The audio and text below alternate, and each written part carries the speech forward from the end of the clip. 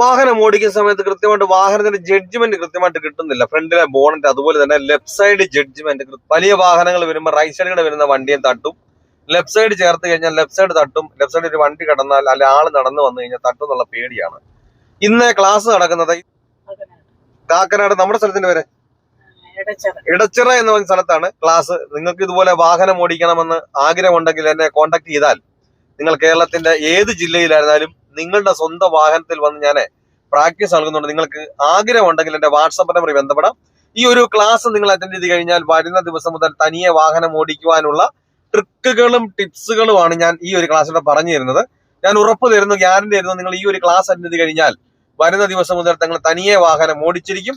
അപ്പോൾ നിങ്ങൾക്ക് വാഹനം ഓടിക്കണമെന്ന് ആഗ്രഹമുണ്ടെങ്കിൽ എന്നെ കോൺടാക്ട് ചെയ്യാൻ പറ്റും. നമ്മളെ മടിപ്പിക്കും. ഈ ഒരു പ്രായത്തിൽ പറ്റില്ല, ലൈസൻസ് പ്രാക്ടീസിന് പോയതല്ലേ, പ്രായം കൊണ്ടായിരിക്കും, നിർത്തിക്കുമെന്നും പറഞ്ഞു. നമ്മുടെ ചുറ്റിനും നോക്കിയാൽ തന്നെ അറിയാം 75-80 വയസ്സുള്ള അപ്പച്ചന്മാര് പോലും വാഹനം ഓടിക്കുന്നത്. പിന്നെ നമ്മൾ ഈ ലൈസൻസും കൈവച്ച് വാഹനവും വീട്ടിലുണ്ടല്ലോ, എന്തുകൊണ്ട് പേടിച്ചിരിക്കുന്നു? നിങ്ങൾക്ക് വാഹനം ഓടിക്കണമെന്ന് ആഗ്രഹമുണ്ടോ?